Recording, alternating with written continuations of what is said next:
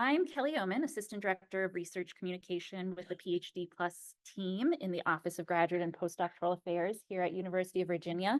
And I'm here with my colleague, Sam Lake. Do you want to introduce yourself?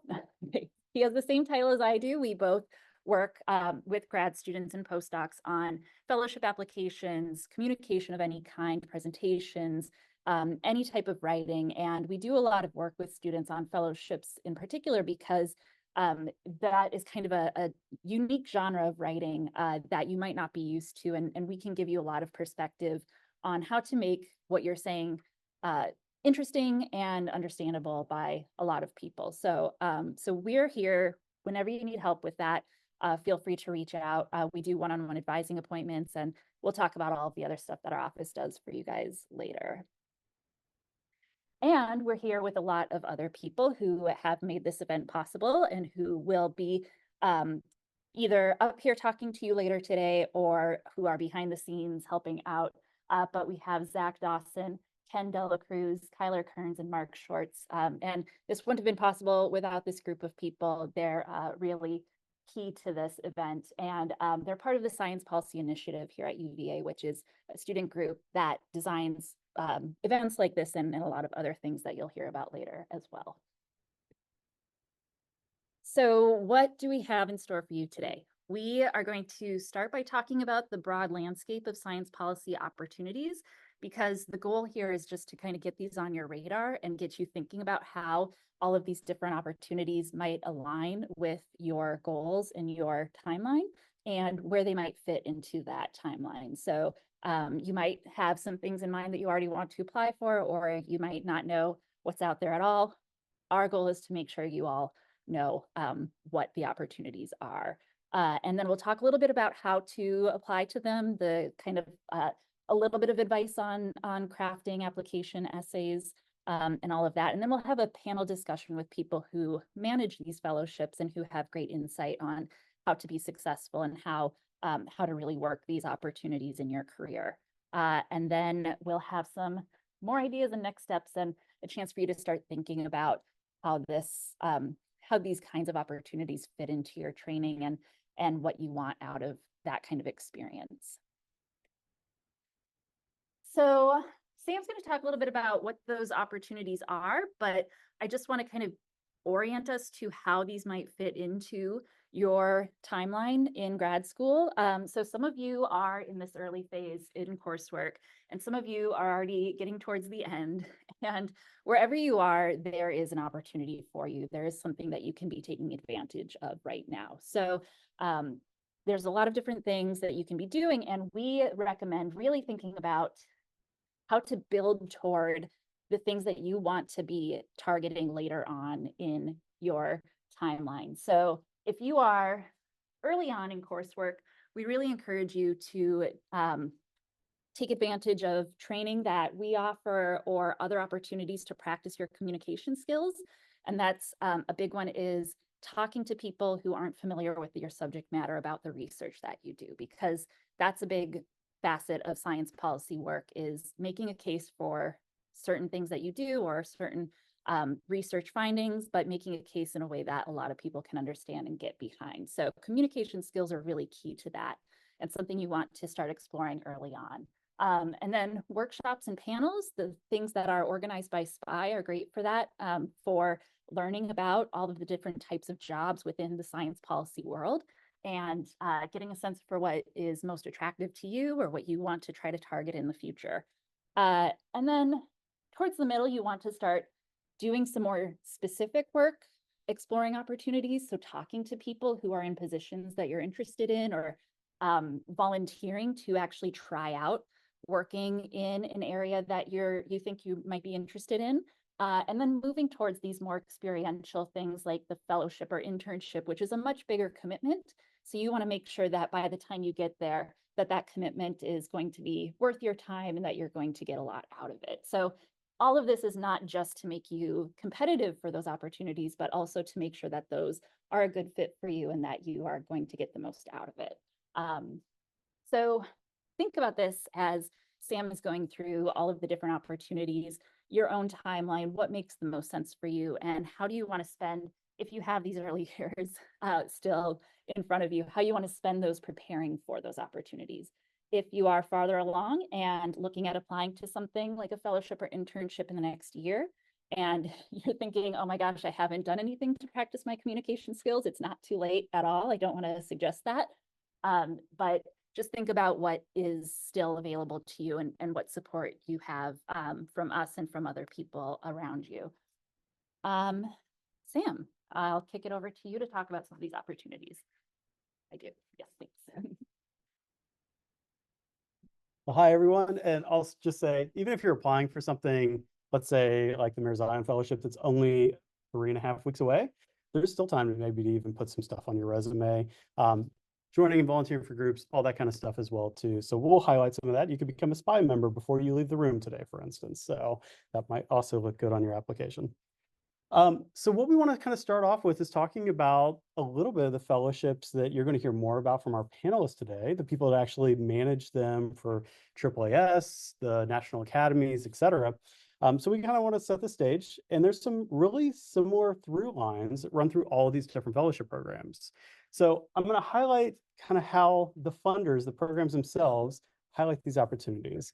For AAAS, some of the important words you're seeing there is learning that firsthand experience about policymaking and using the knowledge that you already have. That could be from your research, that could be from your coursework, and actually putting that into practice within a fellowship program that is really centering policy itself and how scientists and engineers can use those skills in those types of positions. So as I start putting up the next two, you're going to see some of these things kind of echo and repeat themselves.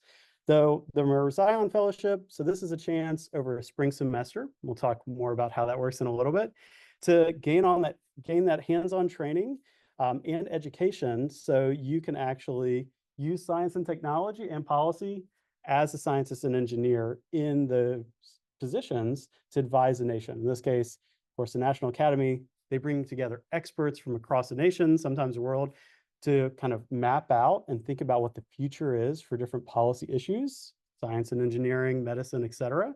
So you can leverage those skills because you're really familiar with how to read and interpret papers, understand the landscape of what's coming next within your disciplines. So there's great ways to be able to leverage that experience. And then the other one that we're going to talk a little bit about is the Canals Marine Policy Fellowship. And for this one, similar, education on professional experience, and they're thinking about resources, especially coastal and marine resources, but not solely that. Canals also has positions where they put people on Capitol Hill within agencies outside the Department of Commerce. So EPA, even the White House. So there's a lot of opportunities to kind of have an impact in that space. So really what I want you to take away from this is that these fellowships, I wouldn't consider them jobs, right? These are stepping stones to kind of gain experience, to develop professionally. I would almost view them as cross-training professionally for a position you might want to go into, but the barrier of entry is lower. You're not competing against people that have had multiple years working in those positions that on paper might be able to outcompete you. These are opportunities specifically designed for you, early career scientists and engineers that want to explore the opportunity to work in that space.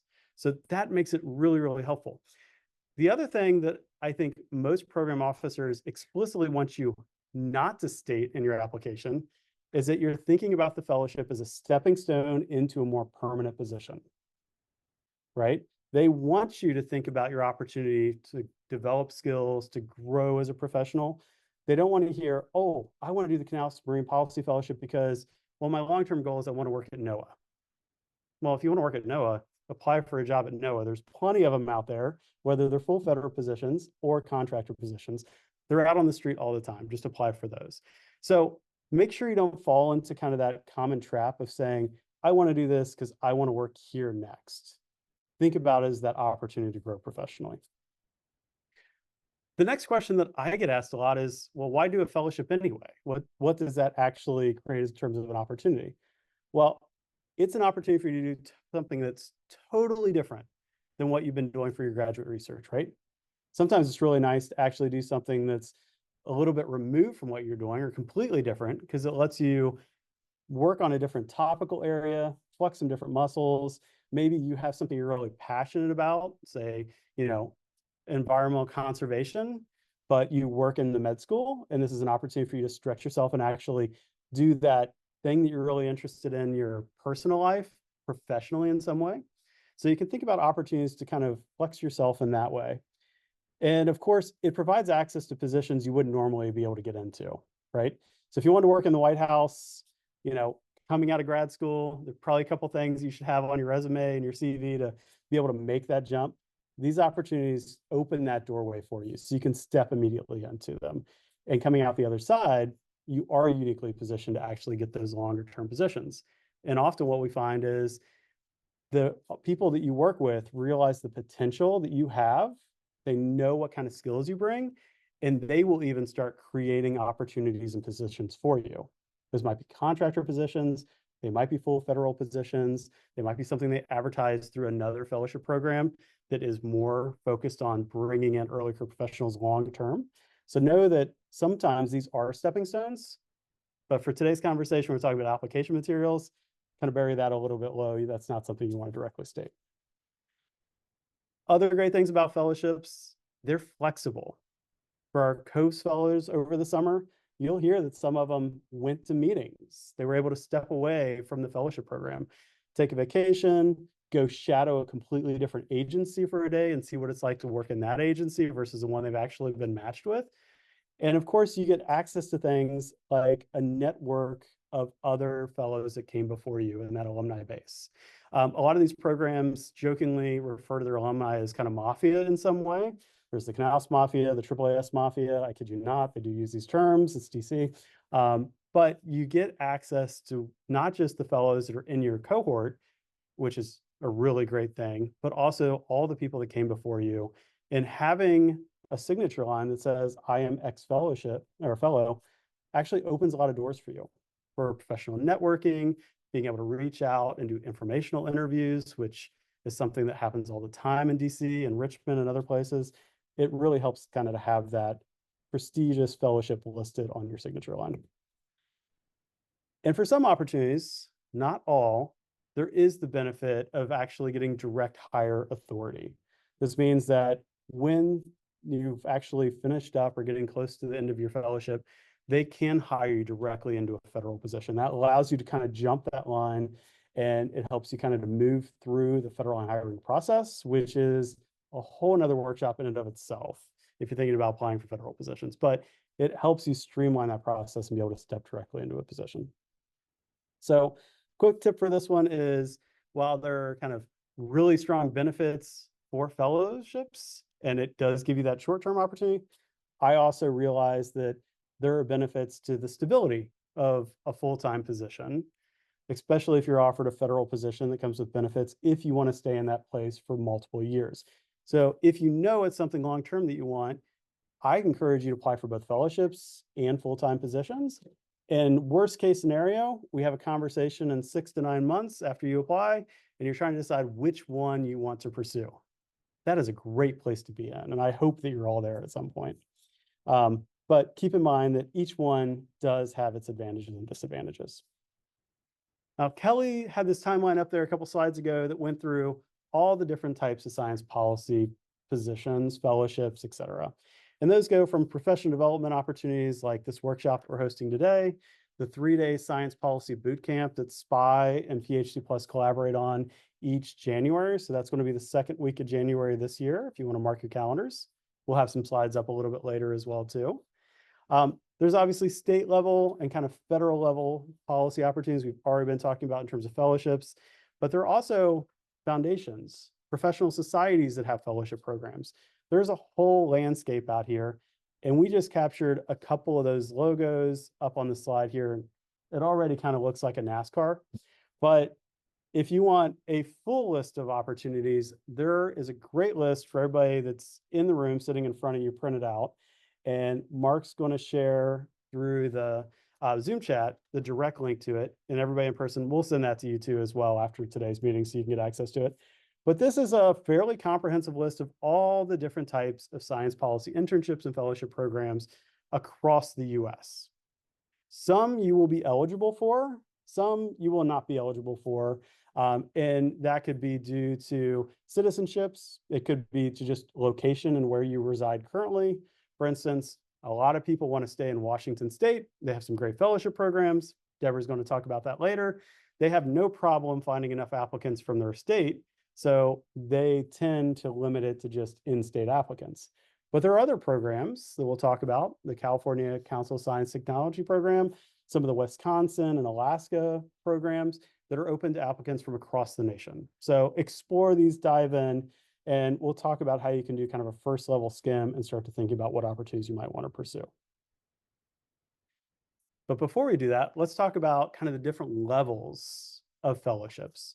So we have everything from kind of full-fed type positions that might have implication or even placements kind of across the US, to things that are state-based all the way down to kind of local opportunities.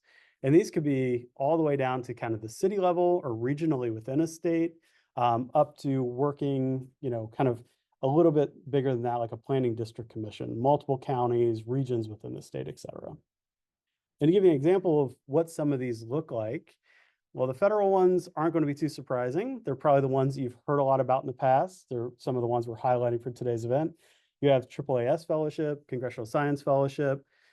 We're going to hit on some of the others, but ones that we're not going to talk too much about today are like the DOE Technology and Policy Program, as well as the Presidential Management Fellowship, the PMF Fellowship. Those are great opportunities as well. Some of those have low barriers to entry when it comes to actually applying on the front end, but they have kind of a high level of application because you have multiple rounds of interviews and other things as well too. So kind of know that landscape. You might only have to send in a resume for your first application material, but you might have to do multiple rounds of virtual interviews on the back end before you're selected. Some of the ones that are state level, I already mentioned CCST. CCST is a great one. It's open nationally for applicants. I know faculty members, even from like Boston University, that have taken sabbaticals for a year to go out to California to do that fellowship. It's modeled after the AAAS Fellowship.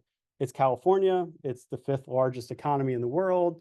They have a year-round legislative body, so they are doing a lot of work throughout the entire year, and it's a great chance to get state-level experience, but obviously a really large state.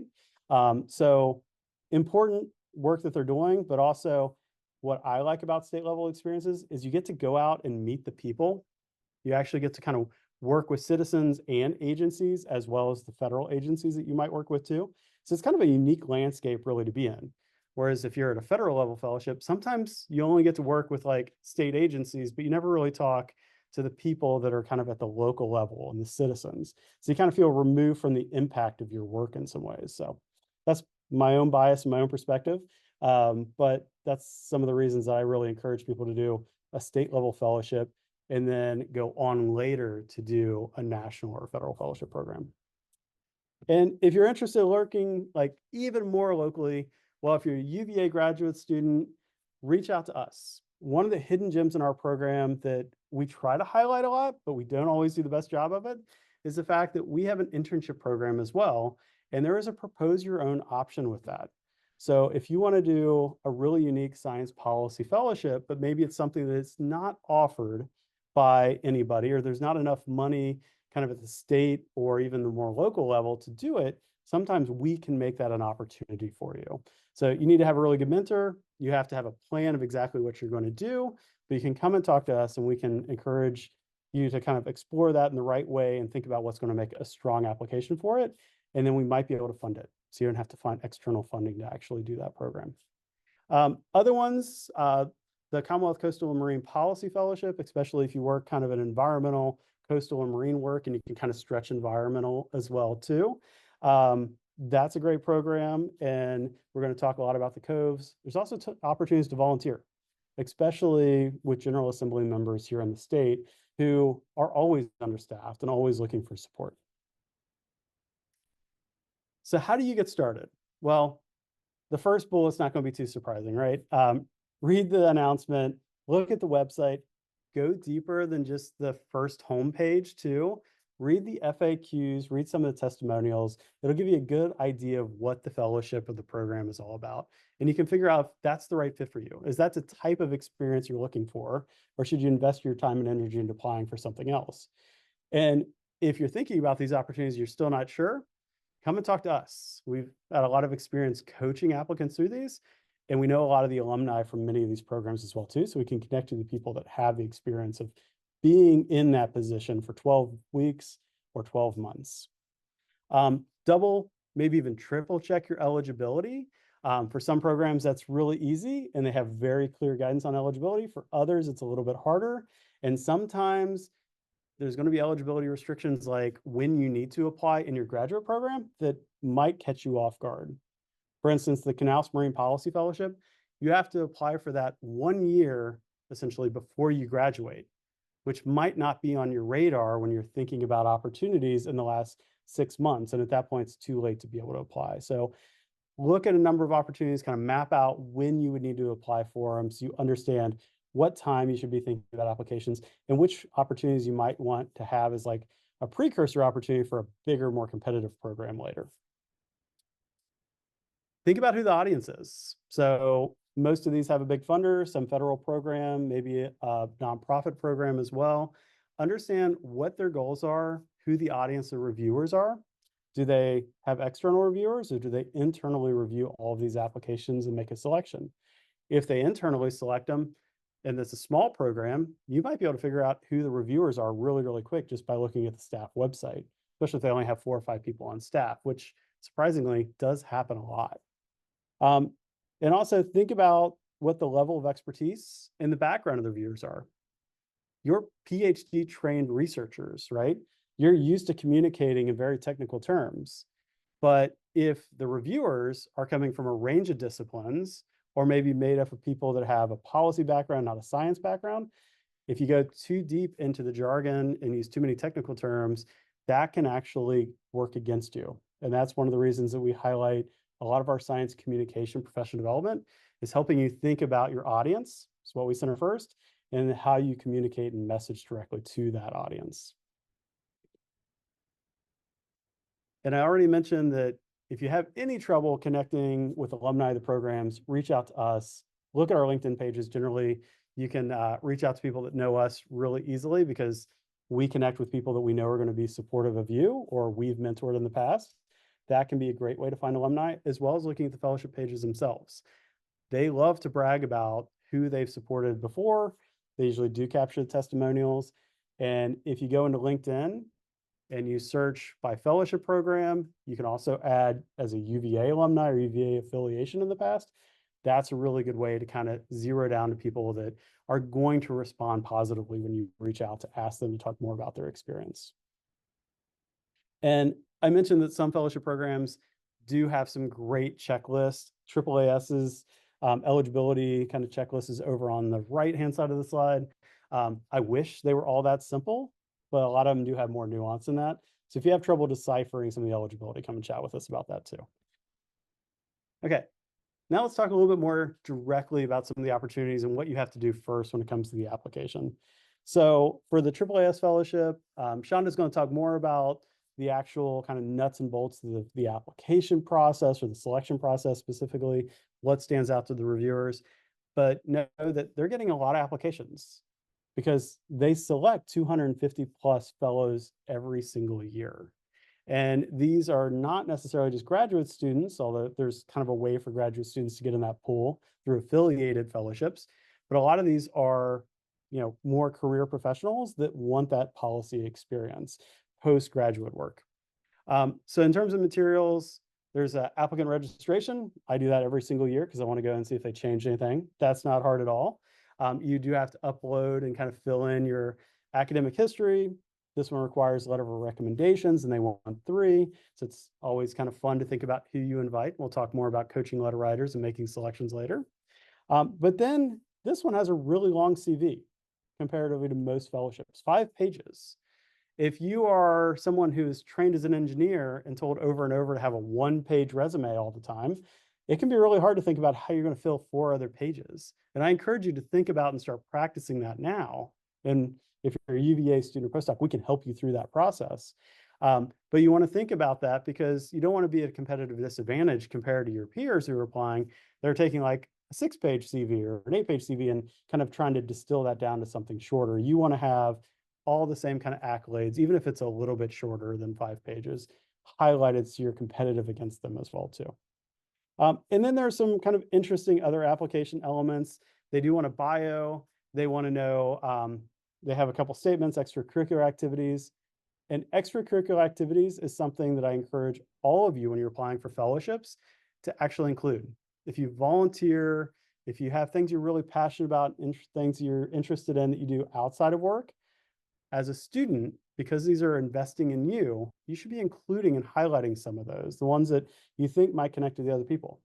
Because the people on the side of these that are interviewing for host offices, they're going to be working with you for a year. They want to know what you're interested and passionate about. And sometimes there's some social science that kind of comes into that, where you start making connections unrealized, but maybe they hire you because you hiked the AT one year and they thought that was really cool. And they interpreted that as like perseverance, overcoming obstacles, like, you know, walking through the rain for hundreds of miles at a time, right? Like there's biases already kind of embedded into that. And it kind of shows them like, oh, you know, I love to do this and you love to do it too. That means we're going to have something in common while we're working together. Some of the considerations to keep in mind, you do need to be a US citizen or hold dual citizenship for AAAS. You do have to have a doctoral degree unless you have an engineering background and have a master's. But if you do that, you need to have 3 years plus of professional experience. I saw some people nodding their head when I said it's a long application process for this one. It is. It's actually an 8-step process. It's a little weird and it's time consuming, but it's a great opportunity, which is why it's worth it if you're interested. And you do have to do some research on your end. You have to identify some of the program areas that you're interested in actually working in. And that's true for a couple of these. One of them it's true for is actually the COVES Fellowship. So this is the Virginia state-based fellowship program that happens over the summer. It's 12 weeks. They have legislative office, executive agencies, and a lot more that the Virginia Academy of Sciences, Medicine, Engineering have all partnered with and kind of bring together to host fellows. This one, as you can see, requires less letters of recommendation. You only need 2 for it, but you have 3 different statements. Often what trips people up when they're putting in applications for this one initially is you have to think about something that's in the science policy space that is important to you, that's relevant to the General Assembly or the state overall. So what's the General Assembly currently considering? What policies are state agencies trying to implement currently? You need to have an idea of something like that that aligns, that you can kind of speak to passionately in your application. Notable things for this, VASM actually moved up their deadline. So it now is, well, at least last year it was in December. So we're expecting that again this year.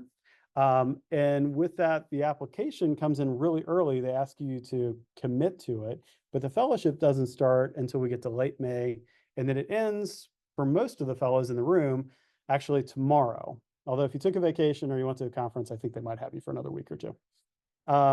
And the opportunities here, they also offer some professional development opportunities as well too. So it's nice to be able to get some of that exposure to what state policy is, but also an introduction to it as well. And then the last one we want to highlight is the Merzion. This is also 12 weeks, but it doesn't occur over the summer. It actually happens in the spring semester, which can be a little bit of a logistical thing that you have to navigate with your advisor. You have to be able to step away from your research.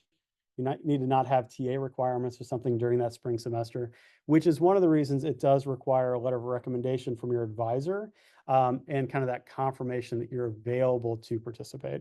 Otherwise, a lot of these opportunities kind of have similar requirements. They want to know what are programs that you're interested in working with, et cetera. This one and COVES are open to international students as well. With this one though, you do have to not require visa sponsorship for that 12-week period you would be in DC doing the fellowship. So keep that in mind as one of the requirements. You want to do that at a time period where your visa is covering you to actually step away from your coursework or from your research and be up in DC. And then just kind of an overview, a table of what to expect when you're thinking about different fellowships that you might apply to. I really like this because it shows a lot of similarities. A lot of these require statements or personal essays. Many of them, but not all, require their reference letters or recommendations. Not all of them require an advisor letter necessarily. So you might think of like who you're inviting for your letters of recommendation. And then you'll notice that most of them don't actually require transcripts. So you can think about these, and we're going to highlight things that are particularly in this area of personal statements. So we're going to give you some advice, a little feedback on that, and how you can coach your letter writers as we go through the rest of the presentation. In terms of the evaluation criteria, though, what I encourage you to keep in mind is go and look at the websites, look at the announcements, and try to pull this out before you even start writing. Figure out, what are the headers that I should have on here? How should I frame things in my CV that aligns and it makes it really easy for the reviewers to be able to give me points for what I need to include in my materials? And look through that really, really carefully as you go through. Some of these fellowships make it really easy. They tell you exactly what they're looking for. Some will even go further and tell you which application or element they're actually evaluating you on for each of the criteria, which is really, really helpful. And look for webinars, look at the program website, and just remember that as you're applying for these fellowships, you don't have to meet all the criteria. You don't have to be perfect when you apply for them right off the bat, because they are looking to give you that professional development opportunity. So you don't have to show mastery of everything, but it's important that you have kind of an interest in science policy, you have a little bit of experience generally, and that experience is driving you to want to do more, to want to engage more, and you can capture that excitement and energy in your application. Okay, I'm back. We started a few minutes late and I want to stay on schedule. So I'm going to move through the next part a little bit quickly, where we're going to talk about the different statements and components of an application to a fellowship. But if you want to learn more, we actually just wrapped up our series, our summer series on fellowship writing, which is a 5-part series where we really dive deep into all of these different application elements. And if you missed that, we'll be offering it again next summer, but we also have recordings of those events. So if you want to watch some of those and really dig in, let us know and we can add you to our Canvas site where we have all of those recordings and more resources. Part of that is also what we're doing this week is feedback on application statements and CVs. So if you participate next summer, that will be part of that too. You'll be able to get feedback on your application in small peer review sessions. So take a look at that. And then we also have next week, if you are thinking of applying, if you're in your first or second year in a STEM field or STEM education, and thinking of applying to the NSF Graduate Research Fellowship Program, we have a boot camp next week on Tuesday where we really dig into that application and help you get some ideas going for your statements for that. So there's a QR code if you want to register, or we'll follow up by email too with more on that. So some things to think about for personal statements. As you saw on one of the previous slides, you're not always asked for a personal statement. It's not always something that is going to be similar across fellowships. So this is going to be kind of general towards whatever you're asked to write in the personal space. But when you're asked for something like this, whatever it looks like, whether it's an essay response, a 1 paragraph, 500 words, or a multi-page statement, you're really thinking about this as an argumentative document, as something that helps you make a case for why you are worthy of funding and why you are the right person for this opportunity. So you're really thinking about how your unique experiences make you the ideal candidate for this. And your goal in these statements is to make that case strongly. So how do you do that? You want to highlight the relevant things from your CV. You're going to have a CV probably, and you want to kind of call attention to the things that are really relevant that make you a good candidate for this, because it isn't always apparent just glancing at a CV. What are the most important things that make you a strong candidate for what you're applying for? So the statement is your opportunity to call attention to those things and to give us more context for those, to kind of draw out what that experience was like for you, what you learned, what skills you practiced, and what motivated you to do that in the first place. how that motivated you to take the next step in your career, all of that stuff. So you're not just rehashing the CV, you're picking and choosing certain things that are going to demonstrate or provide evidence for you as the strongest candidate. And of course, that means not putting these things necessarily in chronological order. So your personal statement shouldn't be, first I did this, then I did that, and now I'm wanting to do this. It should be more thematic. So first think about the 2 or 3 things, maybe even one thing if you only have a short amount of space, that you want the reviewers to take away from your application. And then once you have those in mind, then you want to think about what examples or what experiences you have make the best case for that, or demonstrate that trait that you want to show, or help us remember that about you. So what are those experiences that fit that? And those are your themes that you're going to organize this around, instead of just, again, doing a chronological order, which really foregrounds the chronology and not those takeaways. And again, we dig into this a lot more deeply in our fellowship series. But the big thing is to be specific about how this particular fellowship will help you achieve your goals. So the first way that you think about what are you going to put in this statement is to think about what those goals are. So what are your professional goals? And then what is the fellowship looking for in strong candidates? So you're trying to balance those two things, what you want to get out of this experience, and then what the fellowship wants to help you with, like what they want to achieve with this. And then putting those together to say, this is why this is right for me at this point in my career to achieve what I want to achieve in the future. So being as specific as possible in those things, and then showing us what in your past has prepared you for this, and the motivations that show that you are driven to the goals that you're stating in this.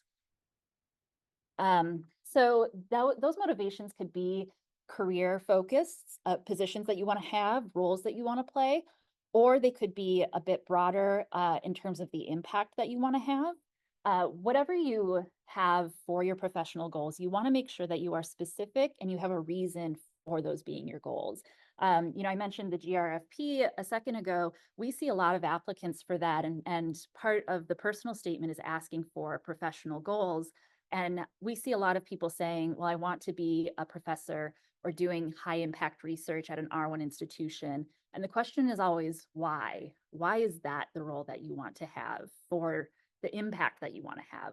It's not about the position you're holding or want to hold. It's about what you want to do with that position and why that position is going to enable you to do that. So really think about that. And that takes a little bit of work to figure out. And we have a lot of different brainstorming activities to help you through that. But think about that first. What is the impact that I want my work to have? A little tip. So if you're asked for a 1-page statement, that's about 500 words. That's not a lot of space. So you can probably include about 2 detailed examples of things that you've done in your past. 2 pages, that gives you a little bit more room for 3 to 4. But that means that you really want to take the time and space that you have to expound on those examples, on what they mean, what you learned from them, what the motivations were, and really unpack them. Don't just say I did X, Y, Z, or I have this skill or that skill. Really, really explain it for us. So once you have some ideas about what you might want to include in a personal statement, make connections. Again, think about what those experiences you've had are and then what they show. So what do you want to demonstrate with this? That's kind of the connection work that I'm talking about. Connecting claims to evidence, like we're all taught to do in our writing. So what do those demonstrate? Tell us what they demonstrate, explain it to us, but also show us that demonstration. And then think creatively about what you got out of each experience. So this is where some, careful thought and creative thinking can help set you apart from other candidates. You might have a leadership role that shows you to be a strong leader, but what else does it show? What else can you get out of that you can draw out for us? Really try to take the extra step in explaining what this experience means to you in your future. Did you use or gain a certain skill? Did it lead you to a certain path, or did it lead you away from a certain path? It's not all about, the positive connections.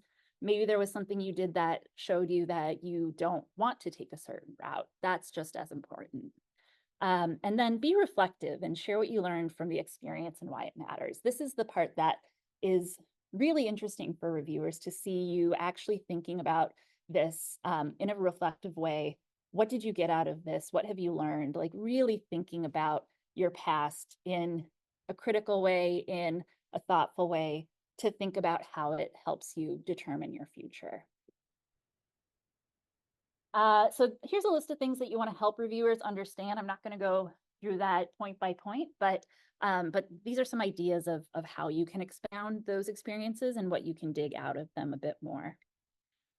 And then remember that everything you include in these statements should have a purpose or a goal and align with what the fellowship is looking for. So your purpose or goal with saying something in the statement should apply to what that fellowship is looking for. It should match with what they want to hear or are hoping to hear from you.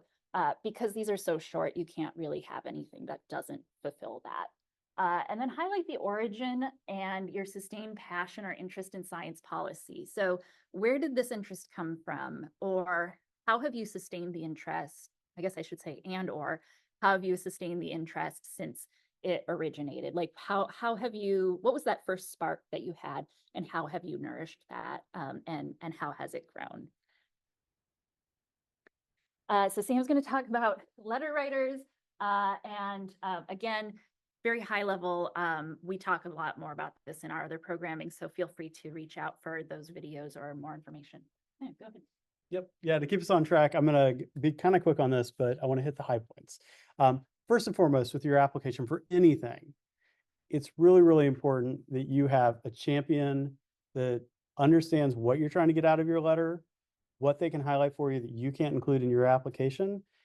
That is generally going to be one of the best people or peoples to write your letter.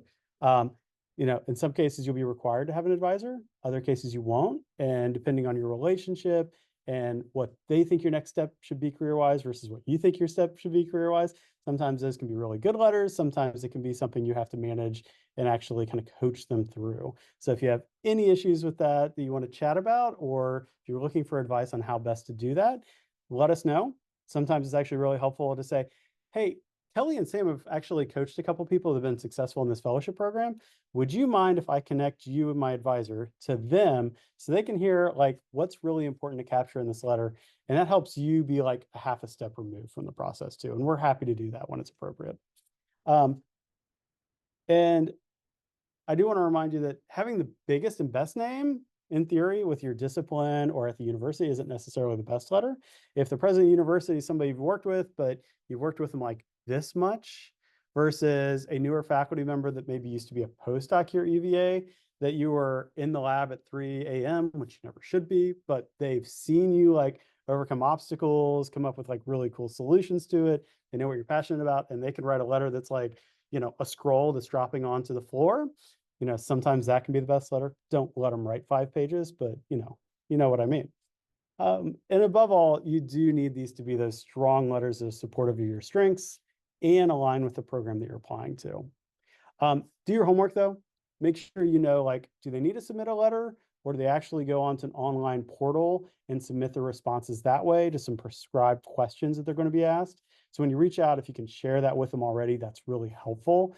I've written letters for people that say they need a letter, and then in the 11th hour, I get a form to respond to, and I'm trying to figure out how to take my letter and put that into the questions that are being asked. That's never fun, especially if you're on vacation or something. Don't want to put them in that spot. What I always suggest at the beginning, schedule a meeting with them before you really tell them what you need, to kind of walk them through the process. Know in your head, like, I have 500 words, like Kelly said. I can talk about these 2 stories, but I can't highlight this. Give them those ideas, follow up with them, tell them exactly what you need, and put it in a bullet point form, and tell them like, here's what that experience meant to me and why it's relevant for this fellowship. And if you can tell them, they will usually craft that into something that's really compelling. And trust me, they don't know what you necessarily got out of an opportunity and why it's relevant to the fellowship. Make it really clear and make it clear for them. And then start this process early. We have a timeline that's sitting at the table. I think Mark's going to shoot out in the chat here in a second that walks you through that timeline of when to apply. you'll see that we suggest reaching out to your letter writers months ahead of the deadline. Give them an early deadline, ask them to submit it early, follow up with emails. Be the PI of your application, just like your faculty member would be for their grant. Take ownership, set deadlines, let them know what you need to put in so they can be successful for you. And essentially that's what this is saying as well too. So I'm getting ahead of myself, but manage that submission process all the way through. And this is a little bit of what I hit on the last slide as well too. We'll share out these slides so you can go back and kind of refer to them. Make sure it's professional on letterhead. Give them your CV so they know what's in there, especially stuff that you might not have, and make sure you share those ideas. Okay. And then the other thing I want to talk a little bit about for just a second is some fellowships require kind of a future looking statement of what you want to do in the future or what you're doing between the application deadline and when you would start the fellowship. My number one takeaway, and especially for Canals applicants, is don't tell anybody that you're going to be sitting in the basement, playing video games, eating chocolate for the next 9 months while you wait for the fellowship to start. That is not a very ambitious goal. That probably won't go over too well. Anything short of that, you're pretty good for. And we can talk about what opportunities there might be to continue to do a postdoc in your lab, publish your papers, travel internationally. All those things could be great things to do. The other thing to consider is you might be interested in science policy as one of many different career opportunities. What can be really helpful for the reviewers of your materials is to know 1 or 2 things that you're potentially considering and how this fellowship might help you choose to go down the first path versus the other path. And you can state that. Say, I'm interested in gaining this experience because I am interested in going to work as a full-time faculty member at a R1 university, or and potentially doing some research related to science policy would be a great thing to put in there, or going a policy track. And this opportunity and actually being in DC for a year is going to help me decide which one of those 2 things I want to pursue. And having a prestigious fellowship never looks bad on a faculty application either. And then as you are thinking about your application holistically, make sure that you've started this process well in advance. You're thinking about how these different application elements tell the complete story or holistic story about yourself. They shouldn't be repetitive. As we turn over an application element, as we look at a letter, each thing should add a new layer and a new depth of a story for you. So think about them holistically and how all those connections apply across it. And then make sure that you are actually using your space the best way you can. Don't reiterate something in depth in a CV that you put in and then have a paragraph or 2 about it in your statement. Like if you have 8 bullets in a full paragraph and a 500-word statement, we're not learning anything new about you. Try to tailor those 2 documents so they build upon each other. And the most important thing is proofread, proofread, proofread. A lot of these positions, attention to detail, your communication skills are really, really critical. A lot of times it will be something that will rank you really low, really fast if they're finding lots of typos, even if there's some type of formatting issue because of a conversion problem. So save everything as a PDF, triple check it, meet with Kelly and me. We're happy to review your materials multiple times and just make sure they're polished before they go in. So it is officially time for a break. Welcome back from that brief break, everyone. Glad to see most of you still here. My name is Mark. As Sam said, I am the SPY president here at UVA. I'm also a co-sol this year. So like a number of other folks here, if you have any questions about that, feel free to reach out. But I'm not here to talk about myself. I'm here to introduce Kyler, who's up on the screen here, who is a PhD candidate in marine ecology here at UVA and plans to graduate in the coming year, if I'm not mistaken. Her research right now and policy interests intersect, focusing on climate change and coastal ecosystems, blue carbon, and economic valuation. She has demonstrated leadership abilities as the president of her graduate school and chair of all UVA graduate schools as a student. And her passion for science policy has led her to do a whole lot of things, including helping moderate a PhD plus science policy bootcamp that we hold every year, attend the AAAS case workshop in DC this past year, and she's now completing her final week as a Coves Fellow as well at Virginia's Department of Environmental Quality. And with that, I will give it up for Tyler. Thank you so much for the introduction, and thank you all for joining us. We have three very distinguished panelists representing many of the fellowships that you all might be interested in applying to.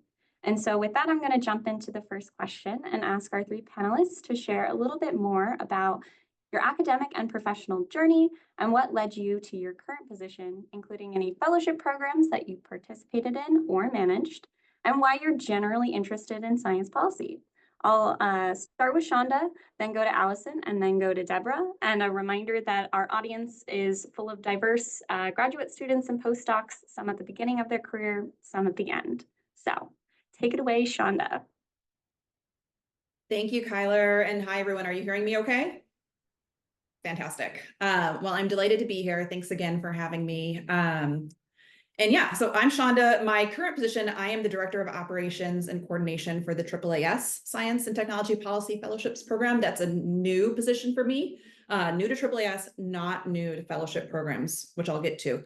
Rewinding it back, I often say I feel like I have the reverse trajectory of most folks in science policy. I actually started in policy. So I did an undergrad in political theory, and then I went and worked in a senator's office for a couple of years, and then thought, I know what I should do. I'm going to go back to grad school for conservation science. I haven't had a biology class since 9th grade in high school, and now I'm going to teach it. Fantastic idea. So I did that, and that's how I ended up coming out to DC, because I did my graduate program at the University of Maryland, and then I just never left. So shortly after, actually before I even finished my master's program, a job opportunity came across my inbox, and it was to be the program coordinator for the David H. Smith Conservation Research Fellowship. So it was at the time when that program was moving from the Nature Conservancy, where it had originated, to the Society for Conservation Biology. And somehow I managed to work there for about 18 years until this past January. So I am happy to answer questions or talk about both the Smith Fellowship and the AAAS Fellowship. And then just a little bit about both of them. The Smith Fellowship is a postdoc in conservation science. It's for early career researchers. It provides individual research funding as well as professional development. Part of that professional development is coming to DC for a week every 2 years, so that it's a 2-year fellowship. So both your cohorts get it in either the first year or the second year. And the expectation is that the proposed research will have some relevance to conservation policy at either the local, state, or federal level. The AAAS fellowship program is an immersive experience. And so taking that like 1 week in DC and having it be an entire year, where you come to DC, you're embedded in either the executive, legislative, or judicial branches. You're providing the scientific expertise that's needed by agencies and policymakers firsthand while you're learning about public service. A lot of fellows use it as a path to a federal career, though that's not an explicit goal of the program. And professional development is also a significant component of the AAAS fellowship too. And then just to wrap it up, my personal interest in science policy, I think because I've always had this like foot in each and what feels like to me pretty disparate universes, and the people in these universes don't necessarily speak the same languages. I really appreciate the opportunity to be a bridge or to be a connector or a translator.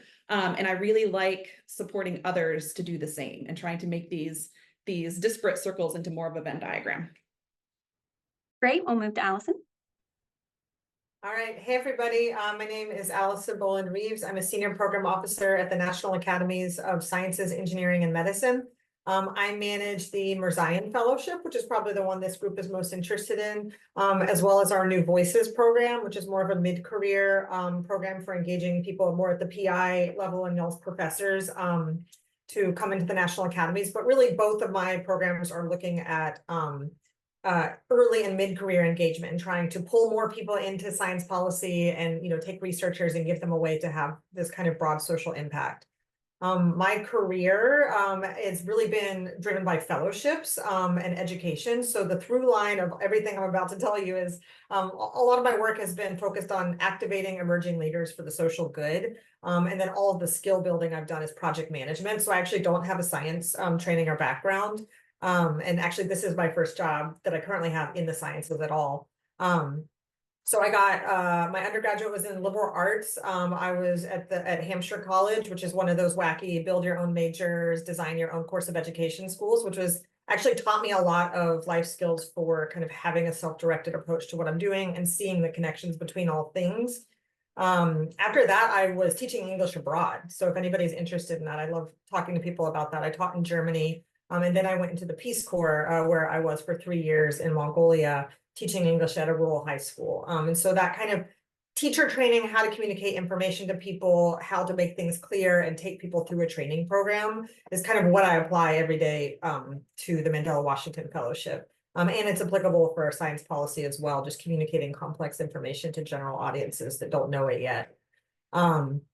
After I got done with Peace Corps, I actually went to film school, which was always a dream of mine, and that's what my master's is in. After 3 years of documentary filmmaking there, I kind of wanted to go back to the social impact in the education space. So I took all those project management skills I learned from running film sets and took them to running fellowship programs. So I worked at the international office at the University of Texas for 2.5 years, and I ran a variety of fellowship programs, including some that were conferences on campus for doing intercultural training for students to kind of learn how to work in international spaces and start making those connections. From there, I worked for the Mandela Washington Fellowship for Young African Leaders for 7 years. I was the public management track lead, so my job was to design training programs and fellowship programs for policymakers across sub-Saharan Africa. So that's where I really started getting integrated with the federal government and people that are working with their governments around the world. Now, in my current job, I'm really excited to be focused on domestic policymakers. So that's kind of what led me to working on the Mirzayan Fellowship. And a little bit about that y'all may know, but I'll just give the broad strokes. It's a 12-week program in the spring of each year. And we are bringing a cohort of fellows to the National Academies to work with one of our boards and units full-time in that kind of placement style. But then we also have a concurrent training program that we do alongside it to really level up your science policy knowledge and kind of take you into the work that the National Academies is doing to influence federal policy and teach you those hard skills that you need to sort of work in that space, as well as introducing you to a bunch of people and helping you develop your network in the science policy world here in DC. Our program is open to graduate students, usually more in the dissertation phase of their graduate PhD, and then postdoctoral researchers or fellows, as well as recent advanced degree holders. So if you finished in the last 5 years, you'd also still be eligible. We also are open to US-based participants of all kinds. US citizenship is not required to participate, just being in the United States is our sort of geographical limit. I'm excited to tell y'all more kind of about my approach to managing fellowships. And then Deborah to finish. Yeah, thank you. Hi, everybody. My name is Deborah Purse. I use she, her pronouns, and I'm the fellowships and research lead at Washington Sea Grant based at the University of Washington in Seattle, Washington. And so I manage a team that oversees, I think 7 different fellowship programs right now and growing, including the review and nominations of candidates for the Knauss Marine Policy Fellowship, which some of you may be interested in. And so I guess my background is I have a bachelor's and a master's degree in marine biology. And kind of mixed in there, of course, was like your typical series of seasonal field research jobs, but also a number, I think, of really pivotal fellowships, certainly, which is part of what has inspired me to be where I am now professionally. Some examples of that, as a master's student, I participated in the GK through 12 fellowship program, which is now, I think, a retired program of NSF that really had the goal of teaching grad students science communication skills by having them co-teach middle school science for a year. So I spent a good chunk of my first year of grad school teaching middle school science, co-teaching middle school science. But that was really about that emphasis on science communication. And then after grad school, I kind of made the decision that I wanted to transition away from kind of like marine biological science research into more of the coastal management and policy space. And my thinking on that at the time was that I wasn't super interested in going into academia. but that I do come from a long line of folks who've dedicated their careers to public service. And that's really just kind of, I think, an ethos kind of built in for me and a lens through which I think my professional goals have really evolved over the years. And so kind of, yeah, leveraging my science background to focus on policy and management was of interest to me. So initially kind of my first tack was to look at my research and other skills like Spanish and international experience and focus on getting a Fulbright scholarship to study coastal management and marine protected areas in Chile. And so I did that for a year. I came back and then I was awarded a NOAA Coastal Management Fellowship, which was my first introduction to the Sea Grant programs. And I worked on shoreline public access GIS project for the state of Washington and helped them update some of their policy guidance around shoreline public access. And I think kind of where I came away from after some of those experiences was really looking at myself as like a generalist who really enjoys a lot of different things: research, policy, teaching, program management, leadership roles. And I feel like followed kind of a serendipitous career path in that way, less like 10-year plan, more following breadcrumbs of curiosity and intellectual interests, personal strengths, and definitely good mentors have been some of those key breadcrumbs along the way, which I think fellowships are a way to find really awesome mentors. Kind of being a generalist and my experience as a fellow led me to Sea Grant, where I've been for 6 years. It's a great fit. So big shout out to Sea Grant, also not just as a great place to explore fellowship opportunities, but also as a place to consider working someday. I'll make that little pitch. And then I also just like something I'm thinking a lot about lately, kind of intentionally, is career phase. And so as you all are all pretty early in your careers, just want to like plant this seed. So I spent my 20s and early 30s really like studying, working, doing field research in a number of like remote coastal areas in Chile, Mexico, Alaska, the Dominican Republic. And that was awesome.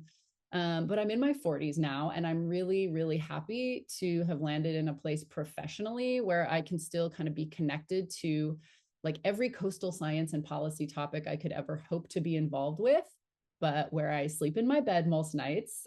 And it just accommodates me having now like 3 young children and spouse who's in medicine. And so I think just keeping track of the idea that different things will feel good and appropriate and benefit you differently at different phases of your career. Someone in marine ecology and in her 20s can absolutely relate to sleeping in random places at times.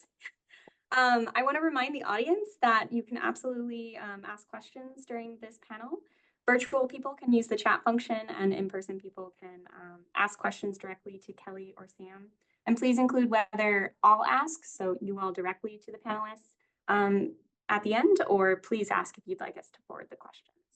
So moving on, since there are a lot of pathways early career professionals and students can take towards a career in science policy, can you highlight what benefits and opportunities you feel are unique to a fellowship or internship when compared to a professional position? And feel free to provide specific examples of alumni or cohorts from your programs. And if this one's a little shorter, that would be great. We'll start with Deborah and then do Shonda and then Allison. So Deborah, Great. take it away. Okay, thanks, Kyler. I think the thing I like to talk about most in regards to this kind of question is just that fellowships do offer the opportunity to really explore different types of work, different types of organizational structures, different types of styles of supervision, workplace culture, before committing long-term to working in a certain situation or with a certain boss or at a certain organization. I think figuring out what you like is equally as important as figuring out what you don't like, and then thinking about how you would assess those things in a job sort of interview scenario, or how you would figure out what features were in place at a different potential workplace before you commit to working there. I think I'll also just plug absolutely the emphasis of fellowships on professional development and really intentional mentorship. I think that's probably a best practice anywhere that you would want to work, but not every place is going to emphasize professional development or mentorship in the same way that fellowships really have deeply baked in, or should, but I think most really do. And then the last thing I'd say is just, you kind of are like in a weird liminal space as a fellow. You fly under the radar in some really cool ways. And when you're working in a giant bureaucratic machine, that can be really nice. You can get invited into diverse spaces, meetings, opportunities, events that you might otherwise not have access to.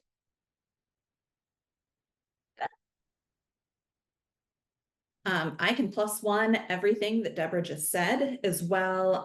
I'll build a little bit on the professional development. One of the things that I think is really cool is that these professional development programs and fellowship programs are very much tailored. The curriculum is tailored and developed specifically for the folks that are in these programs in mind. And what I mean by that is you can probably go out and find, a generic science communications training. You can find a social media training. You can find, grant writing training. All of these sorts of things are out there, right?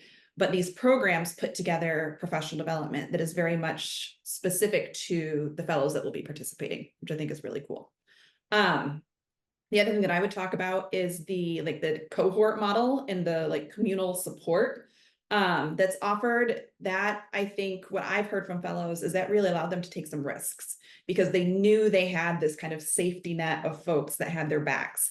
And, if things went sideways, they were still going to be there. And those are lifelong relationships that they make and often end up working together on various side projects that was, above and beyond what, they came to the fellowship to do, which is really cool. And the last thing I'll mention is these lifelong alumni connections. So even beyond kind of this organic relationships that you develop with your cohorts, the programs themselves are also really paying attention to the alumni network. So both programs that I've been involved with, the Smith Fellows program, they select 5 fellows a year. So over 25 years, we had an alumni of about 120, 125. Everybody knows everybody at some point, or at least I did. And they still do every few years, whole fellowship reunions where everybody comes together, which is incredible. So this lifelong support that's there. The AAAS Fellowship has 4,000 people that have been through this program, which is wild. And so we're doing regional events now in LA, in New York City, in Chicago. It's just a really, once a fellow, always a fellow. And there are programming, additional, later career professional development that's offered. So it's a really, I think, beneficial thing to be part of this community, just going forward in your career. Allison. Yeah, I don't have a lot to add. I think, Shana and Deborah covered a lot of the main stuff, but I would just say a good thing about a short-term fellowship anyway, the one that I run, is that, it's low stakes. Usually there's a project that's been identified for fellow to work on that they have space to be creative. But if it doesn't go as planned or there's roadblocks or anything, it's not going to ruin primary business needs. So usually in a job, you're responsible for the primary business needs and don't get as much opportunity to be creative and take risks. But I think fellow projects that are designed for fellows that are in short-term placements anyway, they're lower stakes, which means you can really stretch yourself and try something new and put your spin on it and don't have as many limitations with what the funder is demanding and things like that. So it's a good place to stretch and build new professional skills that you haven't gotten to practice yet and maybe aren't good at yet, but you can try it.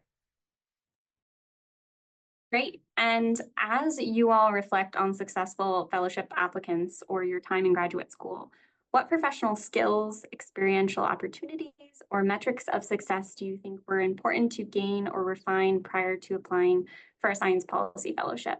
And specifically for people who might not have a strictly scientific background, what can they still leverage or explore prior to applying to those applications that would make them also a good applicant?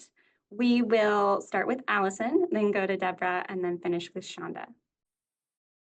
Yeah, so since I've worked in a lot of spaces and seen a lot of different applications for different types of things, I can tell you most of it boils down to, do you have a clear vision and goals for why you want to do this? Can you clearly express that so that I understand what that is? And then I think this is something I've seen that's different in the sciences. I see a lot of writing that's really focused on credentials and status. To me, that's never been that important. Maybe that's my background, but I think many readers are just looking for an authentic impression of who you are, and knowing that if they pick you or move you forward, you will make good use of this, and it will be beneficial and, you know, according to the goals of what the program is trying to do. So I would say try to be specific about why you want to do things. Give examples rather than descriptive adjectives. So like, if you say like, it would be a fabulous opportunity for me, like, don't say that, say like, why would it be a fabulous opportunity for you? Like, what is it? Why is it important to you? And then I would say a biggest thing that's been successful for me in applications that I do of all kinds, including grant applications, is pay close attention to the published criteria. Because if they're running a tight ship, everything's going to feed back to that. So if they say we are looking for X, Y, and Z, like make sure you hit those 3 things. And if you're not sure what to write about, use those as your signpost, because that's what reviewers are probably filling out a score sheet to answer how well you fulfill those published criteria. So don't sleep on those. That's my big advice. Deborah? I'm going to start with a huge +1 to what Allison ended on. I think as organizations become more focused on equity and removing bias from processes, rubrics that map directly to what's asked for in requests for proposals or for fellowship opportunities are becoming, I think, ever more the norm, and is a best practice, I think. So pay close attention to that. I'll just say something specifically about the Knaus Fellowship, which I helped run for Washington Sea Grant, where you're not applying to a specific position with a specific post office. That means that, well, yes, you do want to demonstrate whatever sort of like technical expertise you have from your academics and work experience. It's also super important to highlight soft skills that you possess. And those are like our super transferable skills that are going to be really valuable to a supervisor, a mentor, a host placement situation, regardless of where you end up. And so thinking about ways that you can really demonstrate and highlight your communication skills, what a good team player you are, your emotional intelligence, your problem solving skills. And in these examples, like these are soft skills. So examples become really important. Examples of scenarios where you applied these skills and how they helped you be successful. I think is a really big one. Yeah, and I just also, I'll +1 the talking about your goals, and it can be hard. I'm not a huge advocate for people needing to have a 5 or 10-year plan in place at any given phase. Again, I believe that you can follow these like serendipitous breadcrumbs through a career very successfully. But I think then you have to fall back on like, what are your values? What are your guiding principles that are going to get you from A to B in a really successful way? And how does this specific opportunity that you're applying for come into play? Why is this the absolutely best next step you could take in your career? Yes. All of that. I think what I will add, I happened to log on early, so I caught some of the slides and was really excited that, you guys were saying things. I'm like, oh yes, all of this. And so I'm going to reinforce a little bit by reiterating that I think being a really compelling storyteller is so important, both written and verbal, because most of these programs have, components of both if you make it through further rounds. And you should really be able to tell both the story of your research and your work, as well as the story of yourself, if that makes sense. Why are you unique? And what would make you stand out amongst all of these programs? The pool of applicants are amazing. And so you really have to figure out how to tell your story such that, you present a unique and compelling addition to the alumni of these programs. I want to say a bit about leadership. Folks tend to talk about leadership in terms of the roles that they've held. And I think it's way more interesting to hear about leadership in terms of an action. Like, where have you seen a gap or something that needed changing and you stepped up and helped be that change? The last thing that I'll say is that I think it's really important also to find that sweet spot between confidence and success and being able to talk about that with a humility and an eagerness to learn something new. And I think applicants should really not shy away from talking about challenges or failures if you know how to talk about them in the context of what you learned from that and how you would do things differently going forward. I think those are all kind of really compelling stories that you can tell in these applications. That's great. So we're going to transition into any audience questions if you all have some. So please put them in the chat or ask them in person. And in the meantime, I'm going to ask one more question so they have a little time to do that. So we talked about skills and experiences that we think are helpful for applications. And now we want to know, how do we draft a good application? Deborah and Shonda just seem to started to describe a good way, which is crafting a good story. So I want to put it back on the three of you to see if there's any other advice you have to fill in with what were successful strategies or approaches to craft a successful maybe statement of purpose, or what makes a good essay? What's that level of detail or breadth of experience they should be sharing? We'll do Shonda and then Allison and then Deborah. Just kind of, I know some of you have already touched on some points, so just if there's anything you want to fill in.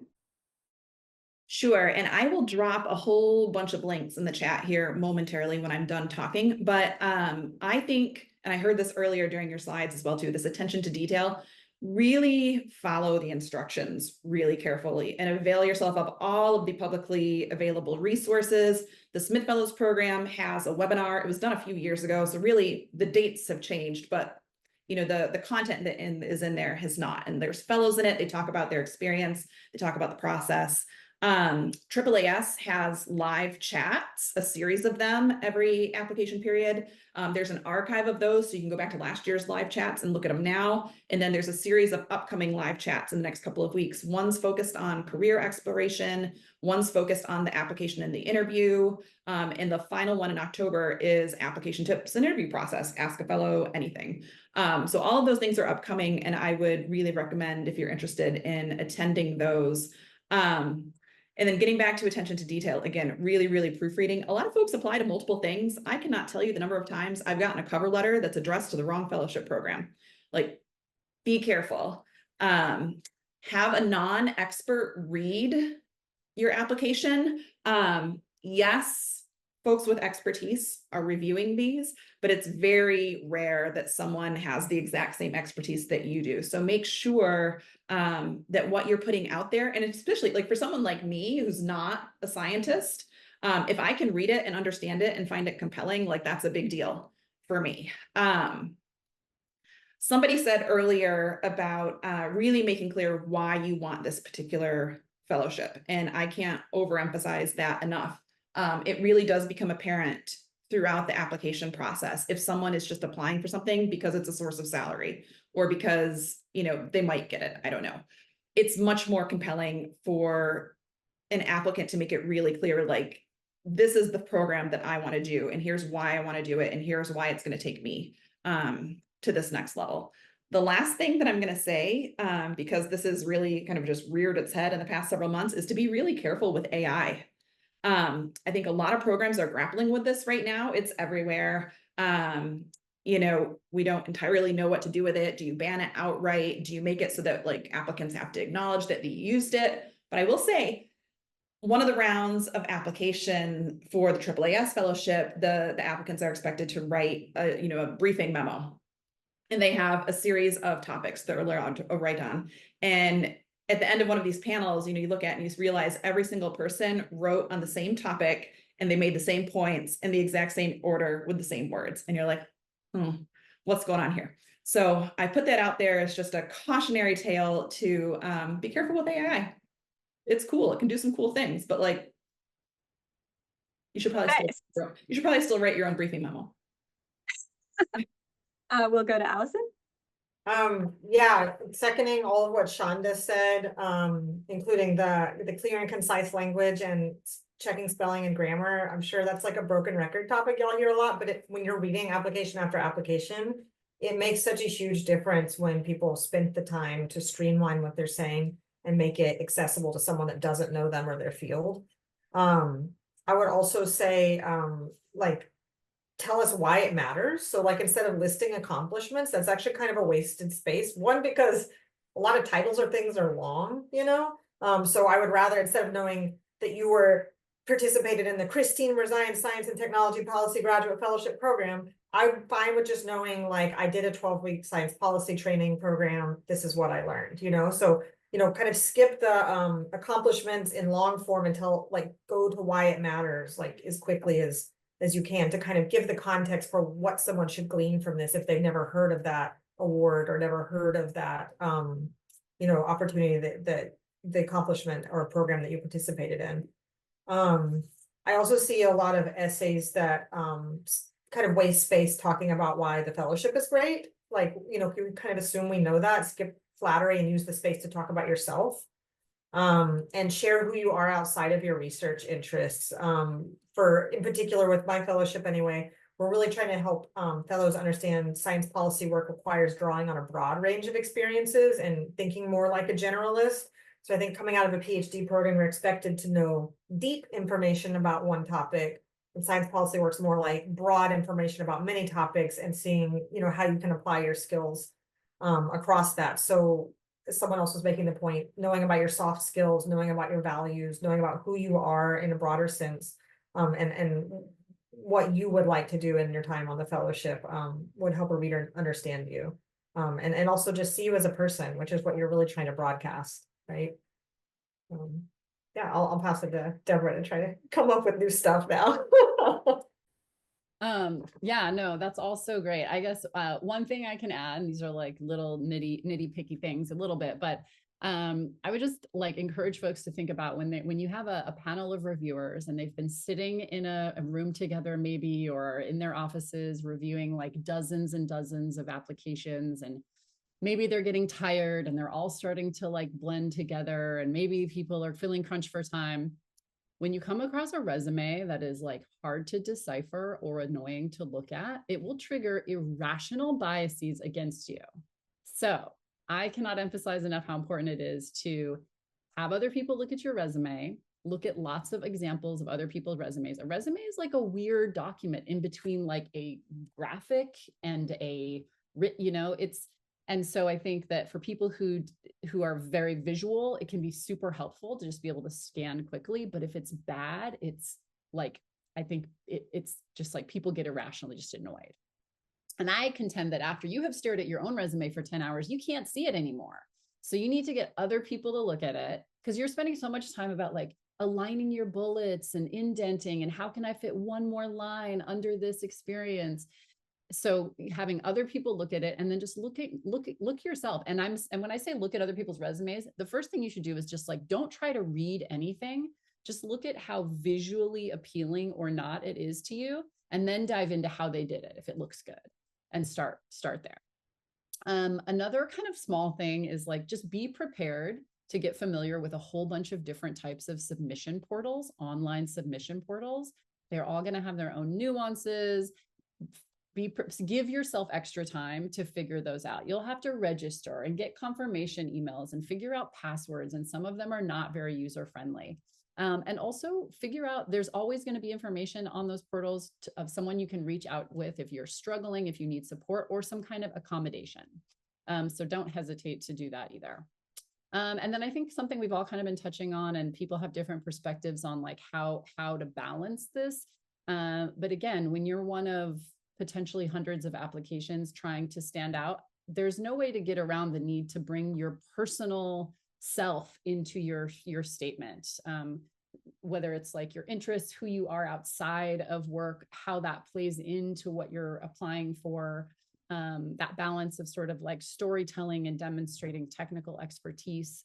And so in doing that, yes, get lots of people to read it for you, but also, and I think this is powerful with any kind of writing, from an email to a cover letter to a goal statement, read it out loud to yourself. That's the best way to really hear if ideas flow naturally into each other. It's the best way to find your own typos too, because when you're reading out loud, you catch things that you don't catch when you're just reading silently. So there's a couple additional technical tips, I guess. Great. So we might have one audience question, but they're still writing it. So I'm going to do the final wrap-up question, and then we can fit it in at the end.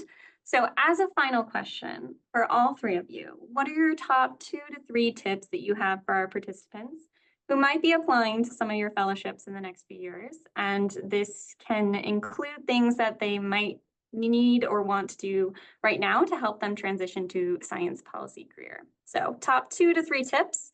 We'll do Allison, Deborah, and then Shonda. I shared a lot of the tips already, but I'll say, yeah, like really, if for the Merzine Fellowship in particular, we're sort of supposed to be an introductory kind of training ground for science policy. So we're looking more for an interest and enthusiasm for science policy than a lot of previous experience. So you don't have to have done a lot of particular things so much as like showing that you would make use of it. But I think in ours particular, we allow applicants to pick 5 mentor units they'd like to be considered for. And again, you're applying for the program as a whole and then would be placed within a unit, but being thoughtful about what prospective mentor units you're selecting and taking the time to look at their websites and kind of understand whether they'd be a good fit for you or not. I think that kind of speaks into any application in general, like really taking the time to learn about how it's set up and like kind of think about what the best pathway for you through that program would be so that you can speak kind of knowledgeably about that in anything that you're writing or if you're in an interview. I would also say this goes for all fellowships, not just mine, but when you're in an interview, do your homework on the people that you're going to meet in that interview, like kind of have an idea if you're told the names, like look them up and know some stuff about them, or at least if you have an interest and connection point, just kind of be aware of what their backgrounds are.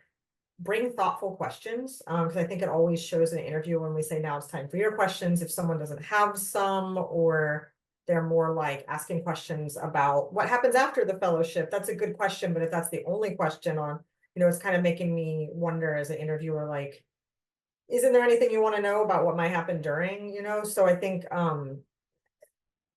bring some questions prepared that shows that you've been thinking and really looking at the fellowship opportunity. And show your enthusiasm in the interview as well, for kind of why the fellowship would be a great next step for you, whether or not it fits into a master plan, just like, why do I want to do this next? And project professionalism as if you were already working in office and already interviewing for a job. That was great. So the audience question came in and I think you hit on it exactly right. They wanted to know what things should they highlight that really makes them stand out? And so you talked about being prepared for an interview and telling them how you're interested in it. And so I wanted to insert that before the last two answer this question, to think about what specific things or experiences are really important to, stand out in the applicant pool as well. So still top 2 to 3 tips, and we'll go to Deborah. Okay, great. So I guess one tip I'm thinking, kind of going back to the question about what experiences can folks gain now that may stand out in an application in the science policy world and other areas. I think science communication experience is really good and very important. And to I think in a lot of cases, we all have to kind of learn to think outside the box of different ways to view our own experiences that we've had and to spin them. And spin, I think, has a bad connotation, but it's not. It's just like, oh, that presentation I did was a form of science communication. Let me talk more about that. Or, just kind of, thinking more about what you've already done that is science communication, but also opportunities to kind of hone your science communications skills and experience. And so that could be, again, other types of internships, fellowships. I know we offer a few shorter internships that are focused on science communication for current students. Getting involved in, if your department has a publication that they put out. We see a lot of applicants involved in those types of things, writing op-eds. And I saw that you all do a whole series on how to write an op-ed, which looks very cool. Supporting an org's social media work as a volunteer or something like that. There's lots of different ways that you can kind of build that in and also reflect on the SciComm skills you may already have. The other tip I would say is reach out. Some programs will have someone that you can meet with. Some program managers can meet with you and talk to you answer your questions about applying for one of their fellowship programs. Some aren't allowed. In that case, they may be able to direct you to current or past participants who are more than happy to talk to you. Folks who've been involved in programs and who had a good experience, I think, are always super excited to kind of spread the word and talk about their strategies and how they were successful. And I just say, don't miss this opportunity. Reach out. Finish us strong, Shonda. Oh man, no pressure. Okay. I would say number one, contact alums of the programs that you are interested in. Do not be scared to do that. They are absolutely accustomed to it. One might be really busy and they can direct you to someone else. I know one alum of the Smith Fellows program who made a whole page on her webpage that was all about her experience in the Smith Fellows program. So please don't hesitate to reach out to alums for thoughts on their experience with the program, perhaps even feedback on the proposal. Again, they'll respond as their capacity at any given moment allows, but they are very accustomed to receiving those sorts of inquiries. Secondly, I would say when you're talking about and presenting your work, constantly ask yourself that, so what, who cares? I feel like the big difference between science for science sake and just filling knowledge gaps in science policy, which is filling knowledge gaps in order to make quick and important decisions, have you taken whatever you're working on to the next step? So, you might say, here are what my anticipated results are and who might be interested in them. Fantastic. How are you going to take it from that point to the folks that are interested in them? And how is it actually going to be used and made a difference? Have you involved those folks in the questions that you're asking from the get-go? I think that's really important to think about in order to be successful in some of the programs that I've been involved with. It's not enough just to say that there's going to be results and I'm going to publish them. The last thing I will mention is that I think it's really important to look at the work that you're proposing to do and think and the benefits that you would receive in being a part of this fellowship program, and how will you spread that wealth? And what I mean by that, how are you going to take what you learn back to your lab, back to, wherever you go next? Are you going to involve, undergrads? How can you kind of broaden the participation by you getting this, really cool benefit by being part of this fellowship program? I think that's a really compelling thing to see in an application, that somebody's already thought about that, recognizing that this is going to be, this is a benefit that not everyone can get. So how can you help maximize it, that more folks can receive that benefit? Thank you to all three of our very wonderful panelists. This was very insightful and fun discussion to have. I wish you all and all of the people watching a success on applying to applications or reviewing applications if you're the panelists.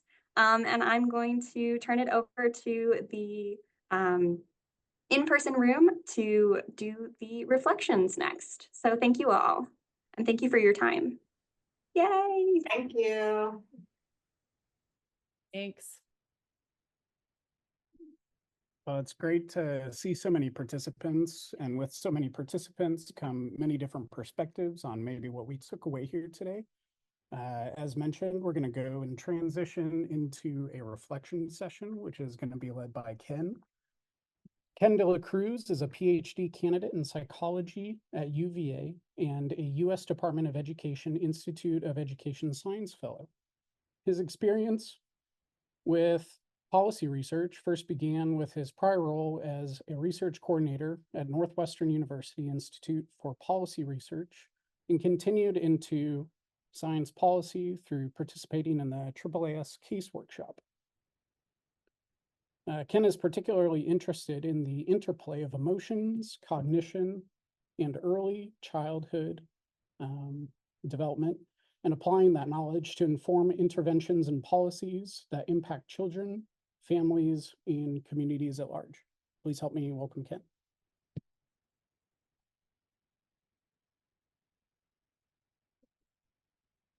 Thank you, Zach, for that introduction. Perfect. And as he mentioned, I'm going to be introducing this next activity where it's going to be some engagement from you all. So if you could pull out your laptops, your iPads, your phones, and you will be going onto this link. And on this link, there's going to be this Jamboard for you to engage in different kind of questions that kind of build on what we've learned in that panel that Kyler had just led. And then also, as you open this document or this Jamboard, the first page gives you all the different instructions. So I'll give a moment for everyone to kind of map on to this page, and then I'll go a little more detail on the Jamboard itself. Perfect. Thank you. Thank you all for filling out your responses on these different prompts. I actually had a really great time off the side here reading everyone's prompts and also kind of extracting themes or kind of common threads that I saw across the different prompts here. So for this first question, really kind of capturing the skills, experience, and opportunities that you could take advantage of during your time here at UVA or in your program. Something I did notice a lot, not only in this question, but across all the different prompts, is this emphasis on storytelling. So this was definitely something that was emphasized both in the panel and what you all captured here. And then also this other component about really thinking about your communication. So I guess that really also ties in with the storytelling component. And this could be spoken. So like either giving through presentations and also thinking about your writing and thinking about how to be an effective communicator. And then this other last component or this other theme that I really saw from this first prompt here is really considering your audiences and the different kind of audience members that you would be tailoring your message to. So this could be tailoring your response to policymakers or even non-technical experts. And this also really relates to an upcoming resources led by the PhD Plus here, where I did want to share this slide here where there is a research communication series that's going to be happening this fall, particularly I think it's in October. So this really kind of captures all these different workshops really kind of capture the different things that you described in the response for this first prompt. So you can see here, this first workshop is really think about your awareness towards the audience. And then this last component around storytelling. So I think this would really be a really great resource for anyone who's really interested in science communication and really kind of expanding on that skill. And then a couple other resources that are going to be coming up this fall. There's also this science policy workshop in the boot camp that's happening in fall. And then also, as Kelly mentioned, she's going to be leading an op-ed series happening this upcoming semester as well. Great. Thank you, Sam. This next question, looking at what application strategies and best practices did you hear from the panel? So here, again, a big kind of, and you could see it here, even just from the big font size, storytelling came up again. And I think that really is a really great way to kind of captivate your audience and also the people who are going to be digesting your application materials. And then something that I also kind of remembered from the panel and also reading from your responses, really being mindful of the space and the different kind of components of your application. So being very intentional of not to rehash the same thing across the different materials, but being mindful of what is being covered in your CV, what is being covered in your statement of personal statement, and then also what your letter recommenders could also cover that you're not able to go in greater detail in your application materials. So those were some of the bigger themes that I kind of saw that kind of aligned or kind of was a common thread in the second prompt. And then this last prompt here, looking at what non-academic opportunities did the panel mention that you could use to gain insight into different science policy fellowships or career opportunities. So something that I kind of saw here, really three big kind of action items is really networking, and this could be in the form of informational interviews and also having these informational interviews with the alumni who have gone through that program or that fellowship that you're interested in.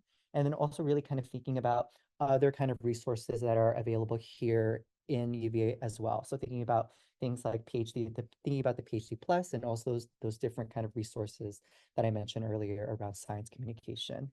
So I did kind of want to pause here if there's any other kind of lingering responses that anyone wanted to add, or anything else you all wanted to draw specific attention to in regards to the panel or anything with the prompts. Great. Thank you all for participating. And now it's going to be going into our next component of really thinking about next steps. And we want to give you the opportunity to actually hear what some of those next steps are. So this last kind of final session, and we'll probably take about 15 to 20 minutes to kind of go through different opportunities, is really just focused on that and kind of that last part of the Jamboard slide. I do want to let everybody know, and you probably saw this when you logged in, Google is getting rid of Jamboards. We're going to download that and save it. But the reason we did that reflective activity is we wanted to let you kind of capture your collective ideas as a whole group and be able to save that and reflect back on it and use it in the future. So before you sign out or go back to it, you can download it as a PDF. And like I said, we'll download it as well and try to send it out in the follow-up email as well too, so you have access to that.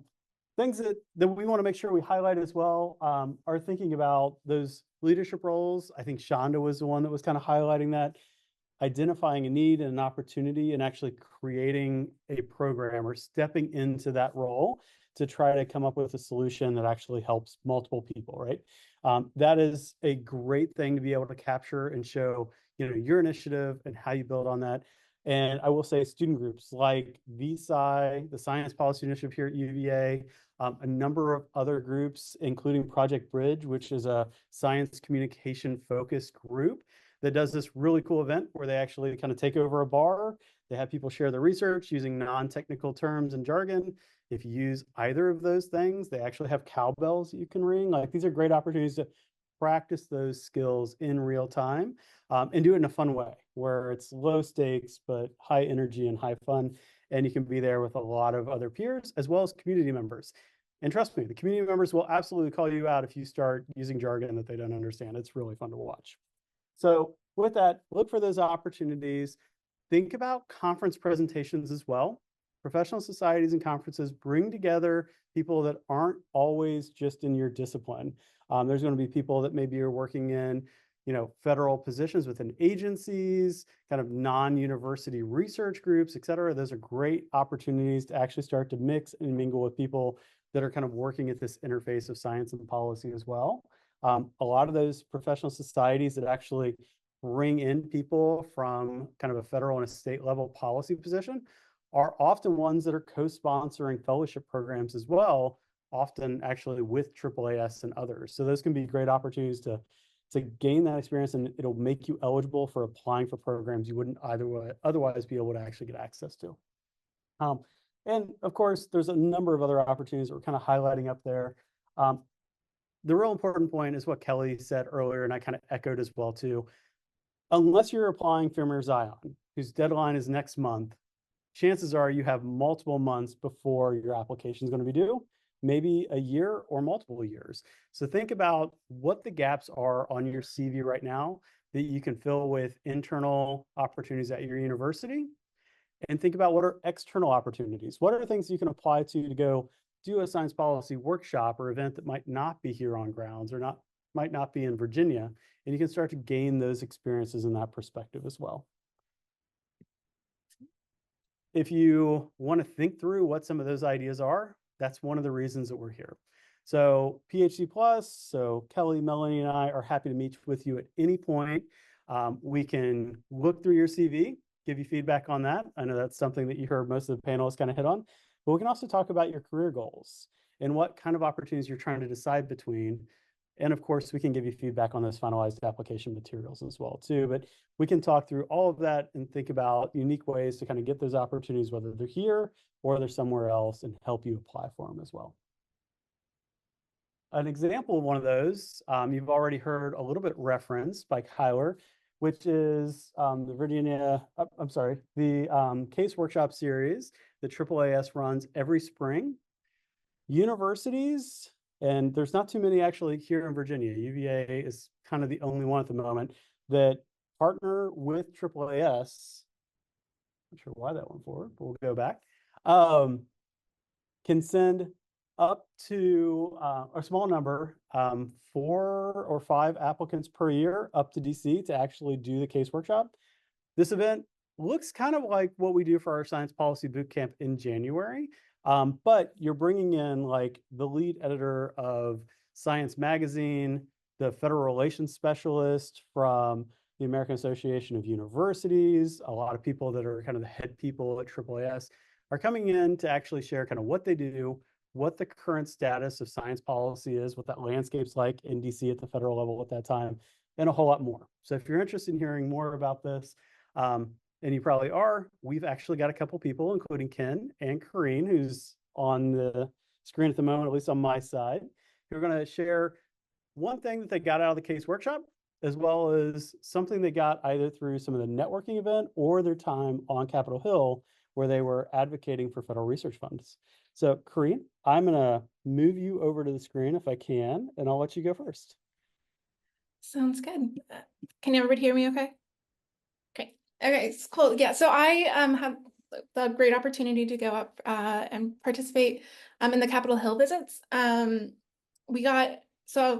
I thought the really useful thing for me was not only just being able to like kind of get exposure to what you might say in a pitch and like advocating for funding from the legislative staff, but we could actually put it into practice. So I think we all kind of walked in at the beginning being a little uncertain about, we had our pitches in mind, but then I don't know, at least for me, I was nervous, but by the end I felt like we really kind of got in the swing, and you were able to learn not only just like how to put it together, but you could really feed off of kind of what caught the staff's attention and kind of how to say things that really spoke to them, and kind of practicing that communication element in a non-academic setting, which is a really good skill to stretch and practice. And I think the other big takeaway for me was there's a lot of networking opportunities, just that Sam set up with people who are kind of just a little bit, few years out of ahead of us with being able to learn about the fellowships they participated in, just kind of branch out and just the knowledge and what kind of opportunities are available. And then just seeing, kind of getting the tips of how to get involved in a lot of these agencies. So having that kind of one-on-one interact, it was like small dinners and breakfasts with people, and having that kind of attention and one-to-one interaction, I think was really helpful in gaining experience or more knowledge about what's going on, and how to be involved and kind of break into this world. I also just wanted to mention I'm also wrapping up with the Coves Fellowship this summer, and so I'm going to stick around afterwards. If anyone online has questions for me, I can stick around for a little bit after this wraps up, but I'll hand it over to Ken to talk about his experience. Corrine. So I think what I really wanted to share is an anecdote that really kind of sums up some of the feedback or tips and tricks that the panel described. I think I'm really thinking about what Shonda said around the cohort model and taking risks, because when I first went into this workshop, I didn't really know a lot about science policy. I've done education policy, but I was the only social scientist in this space. And they made it known. They asked me like, how did you get here? So that already made me a little insecure. And then the intent with this workshop was really kind of thinking about how to craft or construct your ask when you talk to people on Capitol Hill. And I was a little naive. The person that I did volunteer to do an ask for was for the congressman of our district, Bob Good. And I did find out from my research, this is something we also learned about the workshop, is how to look at research the person that you're going to speak to and how they voted in the past. I found out that he voted to defund my program. So this made it even more intimidating of how am I going to navigate this kind of conversation. But this cohort model really helped me feel safe, where I didn't feel like I was going by myself. I felt like I was there with my colleagues, and I felt supported. And then on top of that, I felt like the case workshop really gave me a lot of skills to feel going into that meeting prepared, knowing what I wanted to say, and then also how to communicate the research. So kind of the kind of what you all said in your responses, being mindful of your audience. So I did go into that meeting with a policy brief that my lab had created from earlier that year. And then I did pull out like a specific quote that puts a voice on the constituent of the community he serves. So that was the way that I kind of angled the conversation. And then when you're on Capitol Hill, you just also don't know how it's going to go. So for my session, we were pretty much close to leaving because the person that I was going to originally meet with was 15 minutes late. And these meetings are only 15 minutes long. So we were on our way out, and then little did I know, Bob Good's office, the legislative director, then came out to meet me. And I didn't know at the time that he was the director, but I was there prepared to kind of share the research and give him a concrete product of our lab. And then asking him directly, like, I hope that Congressman Bob Good is able to either sustain or vote to sustain or increase funding for all the different kind of federal programs that that supports our research. So I thought it was a really valuable and great kind of experience that after that experience, I felt really confident in myself. This was a skill that I never got to, I guess, strengthen in kind of conferences or even in the lab setting, that I felt like invincible afterwards, or I felt really ready to kind of take on any other kind of challenge. So I just want to echo a couple really quick things. One is we have an amazing executive director for federal relations, Julia Smith here at UVA. She's normally the person that actually walks Capitol Hill with all the students that we send up. She also worked really closely as they were preparing to go up as well too. So if you're interested in doing something like this, and it does sound intimidating at first, like Ken acknowledged, we make it really, really easy, or at least as easy as we can.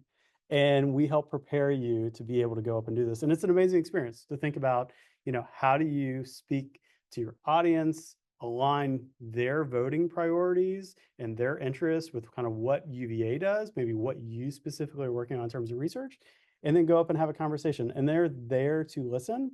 And it's amazing when something like what Ken described, which is they were supposed to meet with a staffer that was a lower level staffer, and they actually had a high level staffer walk into the room to sit in for that meeting and actually to run it when they had a scheduling error. So that really shows you, like, they take it very seriously when UVA grad students are up there. And honestly, they would really rather hear from you than anybody else really from UVA. They hear from Julia all the time. She's texting, she's calling, she's knocking on their doors. Faculty, the president of the university is going up all the time. You're the next generation of researchers. They're really engaged when you come up and talk. Way more than even if I went up there and talked, they wouldn't want to hear from me either. But that's just to give you an idea. And I should have set up the workshop a little bit more. 3.5 days of preparation from all those speakers I was talking about a half a day to a day is really focused on helping you figure out what that pitch is, doing your research, and then you go up to Capitol Hill the last day. And that's when you get to have somewhere between 8 and 10 meetings while you're up there with different Virginia delegates and their staffers. So with that, let me advance to the next slide, and I will invite Mark and Zach. Come up. I guess it's just me today, but Zach is here to address other questions as you need. I'll talk about a range of different level of commitment opportunities that you can take part in, I guess broadly throughout Virginia, because there are some folks online who are not UVA students and also here at UVA. I'll start with the COVES Fellowship, of which I was a fellow, or am a fellow still this summer until the end of the month. And that's been a really great experience these past 12 weeks to really be immersed in a state government office. I was with a commission of legislators, a state agency that focuses on addressing pressing healthcare problems within Virginia. You heard from Kyler a little bit when I introduced Kyler, and she and Karine worked for the Department of Environmental Quality. So there's also opportunities there for environmental related policy, and Zach also worked for the Department of Forestry. So there's this huge range of different policy areas that you can be involved with during the fellowship as a fellow. It is a lot higher of a commitment because it is 12 weeks during the summer, but I would recommend if you're interested and you're, I guess, slightly more senior third, fourth, or fifth year PhD student, just asking your advisor, because you really never know what they're going to say. Even if you think that they might not be amenable to this, they may surprise you. And in addition to, working with an office for these 12 weeks and getting that experience of learning what policy looks like at the state level, there's also a range of programming that they organize, bringing in other policy professionals from other areas, and there are opportunities to engage further with the larger sponsor of the fellowship, the Virginia Academies of Science, Engineering, and Medicine. So that is the first thing that I wanted to chat with you all about.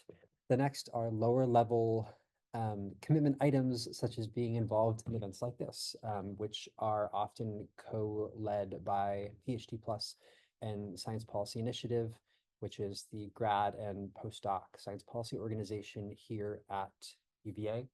We have discussions in a panel format, sort of like what Kyler moderated this afternoon here for us today within the workshop. There are also these, what used to be a journal club, and we'd now like to transform into like a science communication writing workshop thing that we're still sort of trying to figure out. But we hope to have some event related to this coming fall, in addition to a panel discussion, hopefully on health policy topics. We also have a listserv that you can subscribe to hear about the events that we're going to be putting on. And in addition to this, there is a science policy boot camp, which is sort of our flagship event in collaboration with PhD Plus every J term, the second week of January annually. And to talk about that a little bit more, the boot camp is a 3-day long event from the morning until the early afternoon, where you can come and learn starting from, policy 101 basics, then moving up to, what does that look like at the state level or the federal level. We had our state delegate come last year and talk about, how policymaking actually happens in this really hyper-partisan environment that we're living in, thinking more from the political lens. It advanced, sorry. And if you are interested in attending any of these events, you do not have to come to all 3 days. You can just come to a morning session if you'd like. We'd love to have you, and we'll be sending out more information about this as the fall semester closes. One thing that I didn't think about when I was earlier in grad school, when I was thinking about course schedules, I don't know what level of graduate student you all are at, if you're still in the class phase. But there are a number of courses that UVA offers and that I'm sure other schools also may offer. Here we have a couple of classes there, excuse me, happening this fall through Baton, through Arts and Sciences, and through the School of Medicine. I actually took one of the School of Medicine Public Health Sciences classes and was able to count it towards a course requirement. So I definitely recommend this sort of an opportunity if you have space in your academic schedule for that, because you can develop a lot of knowledge and skills from a professor who knows a lot about one of these topics and sort of count that as an academic requirement as well. So I'd highly recommend that. And I already sort of talked about this. I guess that was sort of out of order. But definitely stay tuned for more information about the bootcamp this year. I will now invite Michael Lemke up to talk about VSci, another science policy related group more focused on advocacy here in Virginia. All right. Thanks, Mark. Thanks, PhD Plus and SPI for the platform. And I really just want to emphasize, like Sam mentioned at the very beginning, that there's sort of lots of levels of involvement, and especially with these extracurricular opportunities. There's a lot of opportunities in your own backyard. So I represent the Virginia Scientist Community Interface. This is collectively known as VSci, but we have a lot of people from lots of states, not just Virginia. And really what we focus on is sort of bridging the gap between science and the broad community, and sort of demystifying technical documents and bringing scientific issues to the public's attention. And so we work a lot with scientists, and we're a student-led organization. So we work a lot with primary researchers as well as people in policy positions to kind of focus on public issues. You can check out a lot of more recent work. We mostly focus on, at least at the moment, like conservation issues. I am actually a pharmacologist by trade, but I'm very passionate about ecology and conservation biology. So you don't have to be an expert in one field or another. If you're just passionate about science research, we would love to have you. We previously worked on this Mountain Valley pipeline project. Probably have heard about it in the local news with regards to emissions and contamination in the wastewater, and as well as our most recent op-ed piece about open burning or open detonation that's happening in the Radford community. We just issued an EPA comment for the revision of the policy for OBOD. So we're really excited to finish that work in the future. And, you know, we have a lot of future projects that are sort of in the works, but we're also open to having new members. We'd love to have people, and we also have a lot of openings for if you have any ideas for projects yourself. And you know, a lot of people at many universities have kind of been VSci members. You don't have to be in the Virginia area to be a member of VSci, but we focus a lot on Virginia issues. And yeah, I guess the most important thing is if you're interested at all, please contact me and I'll get you connect to the powers that be, and we can get you involved, get your hands dirty on some real science policy in your backyard. Thanks. Well, can you say just kind of another line or two about like what's the level of commitment if somebody's reaching out? Right. Interested. Yeah, so we meet weekly, and it's largely a self-commitment system. So if you're really interested and really want to get involved, there are team leaders that will kind of delineate tasks. If you'd like to be a team leader and kind of start at a higher level, you can do that. But it's usually a weekly system that is all entirely volunteer based. So thanks. Appreciate it. So as you can see, there's a whole lot of opportunities potentially ahead, depending on what your level of interest is and your ability to engage. I know as Zach, Mark, and all of us talk about opportunities to like start to get involved with SPY or PhD plus in this space, you know, there's low level commitments of just doing something like what Kyler did, where we help coordinate and facilitate the panel discussion, but let you step forward and actually be the one that does it, which is great because you get to practice, you get to make the connections. Kyler got to actually sit down and talk to all those panelists I guess now it's been about a week ago, hear more about their experiences. And it's really easy after something like that to be able to reach out and have that informational interview and coffee hour and hear more about their programs as well too. So know that some of these are really low level commitments depending on what your interests are.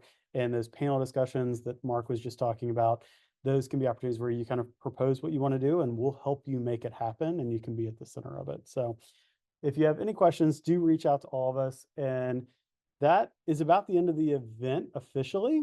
A couple of reminders and then we'll stick around to ask and answer any questions. First of all, if you're in the room or if you're virtual and you want to chat with Kareen, stay online, ask them questions about what's it like to go up to DC. And the IT bugs are really bad in this room today, apparently.